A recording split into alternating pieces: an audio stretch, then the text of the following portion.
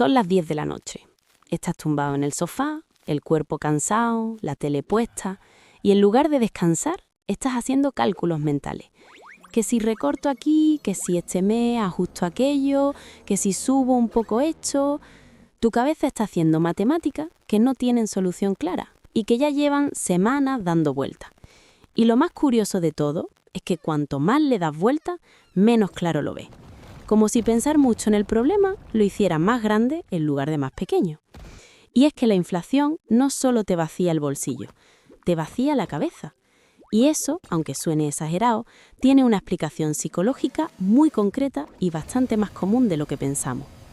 Hoy te voy a contar por qué preocuparte constantemente por el dinero no es solo agotador emocionalmente, sino que literalmente reduce tu capacidad para pensar con claridad. Y por qué eso no tiene absolutamente nada que ver con lo inteligente que eres. Vamos a empezar por el principio, que es donde hay que empezar siempre. Imagínate que tu mente es como el almacenamiento de tu móvil. Tienes una capacidad total, no infinita, total. Y cada aplicación que tienes abierta, cada proceso que está corriendo en segundo plano, le está comiendo espacio a todo lo demás. Cuando estás pensando en si vas a llegar a fin de mes, cuando calculas mentalmente si puedes permitirte ese café o no, cuando miras el precio de la luz y sientes que algo en tu pecho se aprieta un poquito, todo eso está ocupando memoria. Está corriendo en segundo plano, constantemente. Y lo que la psicología lleva años estudiando es que cuando esa preocupación es sostenida, cuando no es un susto puntual, sino un estado permanente, el impacto en tu capacidad cognitiva es brutal. Hablamos de que una persona que vive en estrés financiero crónico puede experimentar una reducción temporal de hasta 13 o 14 puntos en su coeficiente intelectual. 13 o 14 puntos. Para que te hagas una idea de lo que eso significa, es el equivalente a pasar una noche entera sin dormir, cada día, sin haberse acostado tarde. Y aquí viene la parte que más me importa que entiendas, porque hay algo que la gente hace mucho, demasiado, y es juzgar. Juzgar a la persona que toma malas decisiones financieras, juzgar al que compra algo que no puede permitirse, juzgar al que no ahorra, al que no planifica, al que vive al día. Y lo que la ciencia nos dice, lo que la psicología nos lleva gritando desde hace años, es que eso no es falta de inteligencia ni de voluntad.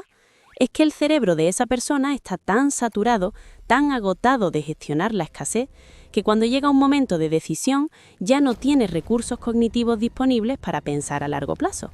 El cerebro en modo supervivencia no planifica el futuro. El cerebro en modo supervivencia solo piensa en el ahora, en tapar el agujero de hoy, aunque mañana se abra uno más grande. Piénsalo así. Cuando tienes hambre de verdad, hambre de no haber comido en horas, ¿puedes concentrarte bien? ¿Puedes resolver un problema complejo? ¿Puedes ser creativo, empático, paciente? No, tu cuerpo y tu mente están enfocados en una sola cosa, comer. Pues exactamente lo mismo pasa con el estrés económico. Cuando el cerebro detecta escasez, cuando siente que los recursos son limitados y que hay una amenaza real, activa un modo de alerta que devora ancho de banda mental como si no hubiera un mañana. Porque evolutivamente, en ese momento, no hay un mañana. Hay una hora que resolver. Y aquí está la trampa cruel y bastante injusta de todo esto.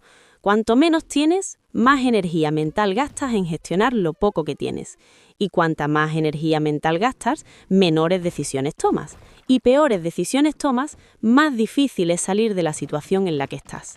Es un círculo que no tiene nada que ver con ser listo o no serlo, que no tiene nada que ver con la fuerza de voluntad, que tiene todo que ver con cómo funciona el cerebro humano cuando se siente amenazado.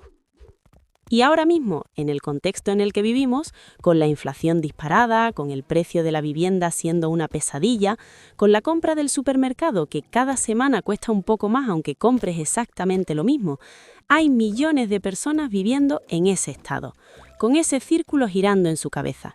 Y muchas de ellas además se sienten mal por ello. Se sienten tontas, se sienten incapaces.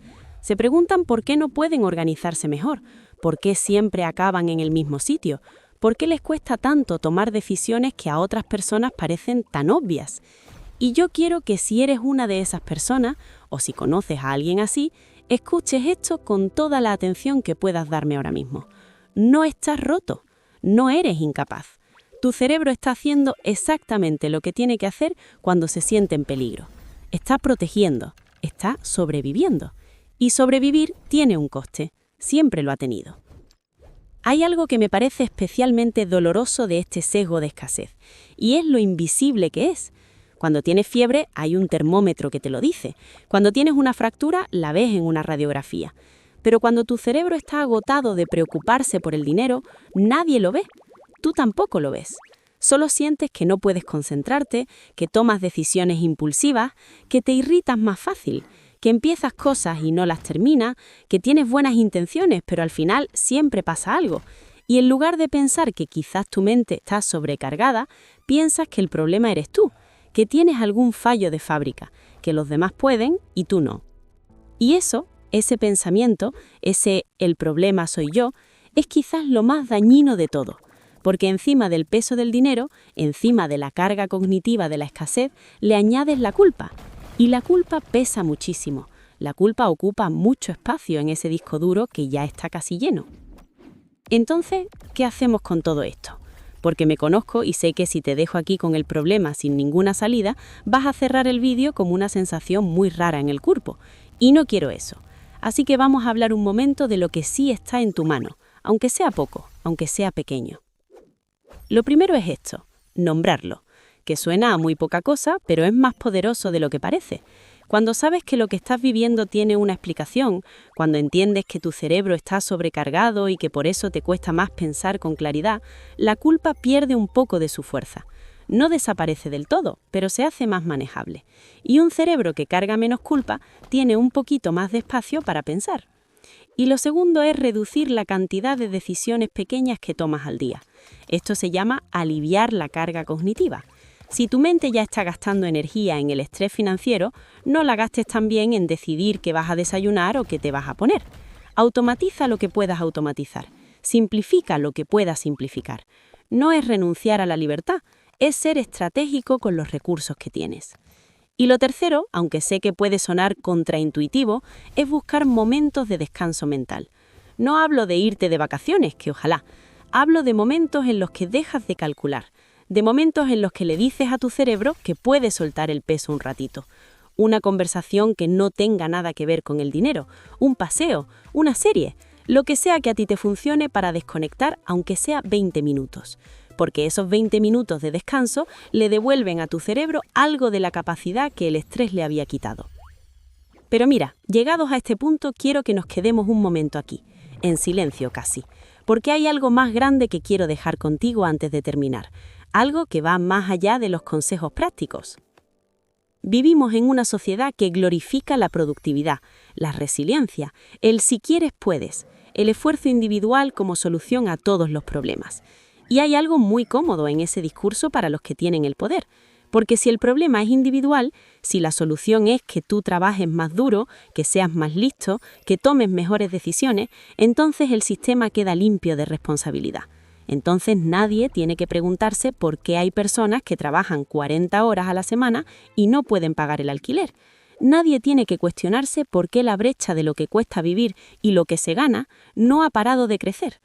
El sesgo de escasez no es solo un fenómeno psicológico individual, es también una consecuencia de un sistema que pone a millones de personas en situación de escasez crónica y luego les dice que si no prosperan es porque no se esfuerzan suficiente. Y eso es como mínimo deshonesto. La inteligencia no es un rasgo fijo que unos tienen y otros no. La inteligencia es un recurso que fluctúa, que se expande cuando tienes seguridad, descanso y espacio mental, que se contrae cuando estás agotado, asustado y sobreviviendo. Y una sociedad que no da a sus ciudadanos las condiciones mínimas para que ese recurso pueda florecer, no puede luego sorprenderse de los resultados.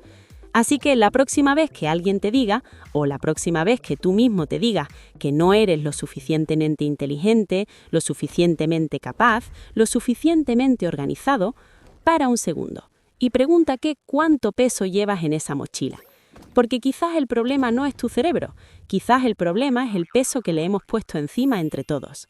Y quizás Solo quizá la pregunta más importante no es cómo hacerse más inteligente, sino cómo construir un mundo donde la inteligencia de las personas no tenga que gastarse en sobrevivir.